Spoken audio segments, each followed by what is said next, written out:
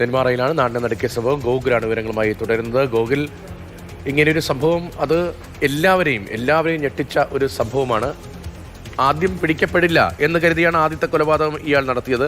ഇന്ന് സജിതയെ കൊലപ്പെടുത്തുമ്പോൾ മറ്റാരും ഉണ്ടായിരുന്നില്ല. കഴുത്തിലും പിൻഭാഗത്തുമെല്ലാം വെട്ടേറ്റ് അവർ കൊല്ലപ്പെട്ടു. പിന്നീട് പോലീസിന്റെ അന്വേഷണത്തിൽ ആരാണ് എന്നതിൽ ആദ്യഘട്ടത്തിലൊരു വ്യക്തത ഉണ്ടായില്ല. പിന്നീട് ലഭിച്ച ശാസ്ത്രീയ തെളിവുകൾ, ഫോറൻസിക് പരിശോധന, അങ്ങനെയാണ് പിന്നീട് ഇയാളിലേക്ക് എത്തുന്നത്. ഇയാൾ കാട്ടിലേക്ക് ഒളിച്ചു, നേരത്തെ മാധു പറഞ്ഞതുപോലെ.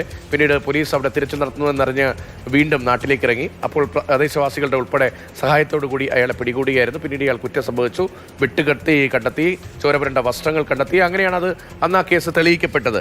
ഇപ്പോൾ സ്വാഭാവികമായും വീണ്ടും കൊലപാതകം ഉണ്ടാകുമ്പോൾ ഇയാൾ തന്നെയാണ് എന്നത് വളരെ വ്യക്തമാണ്. വേഗത്തിൽ തന്നെ അക്കാര്യത്തിലേക്ക് എത്തുകയും ചെയ്യുമായിരുന്നു. ഇങ്ങനെ ഒരു അക്രമം ഇയാളുടെ ഭാഗത്തുനിന്നുണ്ടാകും എന്നത് ആ പ്രദേശവാസികളെ സംബന്ധിച്ച് അങ്ങനെ എന്തെങ്കിലും സൂചനകൾ ഉണ്ടായിരുന്നോ? അവിടെയുള്ള ആളുകളുമായി സംസാരിക്കാൻ കഴിഞ്ഞിരുന്നോ? രതീഷ്, അതായത് ഇയാൾ ഒരു വർഷമായി ഇയാൾ ജാമ്യത്തിൽ ഇറങ്ങിയത്. അപ്പോൾ സ്വാഭാവികമായും ഈ ഒരു സംഭവങ്ങളൊക്കെ കഴിഞ്ഞിരിക്കാം, മറന്നിരിക്കാം എന്നുള്ള രീതിയിലൊക്കെ തന്നെയായിരിക്കും ആളുകൾ ചിന്തിച്ചിട്ടുണ്ടാവും. കാരണം വളരെ പെട്ടെന്ന് അല്ലെങ്കിൽ സമീപ ദിവസങ്ങളിലല്ല ഇയാൾ പുറത്തിറങ്ങിയതെന്നുള്ള വിവരമാണ് നമുക്ക് ലഭ്യമാകുന്നത്.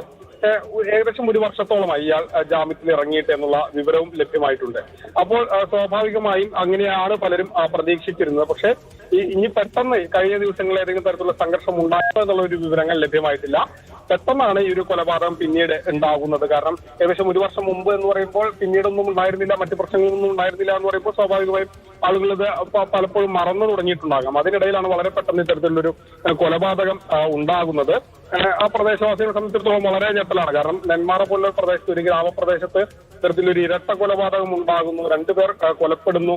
അത് മാത്രമല്ല, ഒരാൾ വൈരാഗ്യം വെച്ച് ആദ്യം ഭാര്യയെ കൊല്ലുന്നു, പിന്നീട് ഭർത്താവിന്റെ അമ്മയും കൊല്ലുന്നു എന്നുള്ള രീതിയിലേക്ക് ഈ കാര്യങ്ങൾ മാറുന്നു എന്നുള്ളതാണ് ഏറ്റവും നമ്മൾ ഭയാനകമായി കാണേണ്ടത്. അത്രയും കാലം ഈ വൈരാഗ്യം വച്ച് ഇത്തരത്തിലൊരു കൊലപാതകം നടത്തി എന്നുള്ളതാണ്. അതിനുശേഷം ആദ്യ കൊലപാതകം നടത്തിയ സ്ഥലത്ത് തന്നെ, ആ പ്രദേശത്തേക്ക് തന്നെ, അല്ലെങ്കിൽ ആ ഭാഗത്തേക്ക് ഓടിപ്പോകുന്നു. അങ്ങനെ ഓടിപ്പോകുന്നത് കണ്ടവർ അല്ലെങ്കിൽ ആ പ്രദേശവാസികളുടെ മൊഴിയുടെ അടിസ്ഥാനത്തിലാണ് ഈ നെല്ലിയാമ്പതിയിലെ കാടിന്റെ സമീപ പ്രദേശങ്ങളിലായി ആൾക്കാർ തിരച്ചിൽ നടത്തുന്നത് എന്നുള്ള വിവരമാണ് ലഭ്യമാകുന്നത്.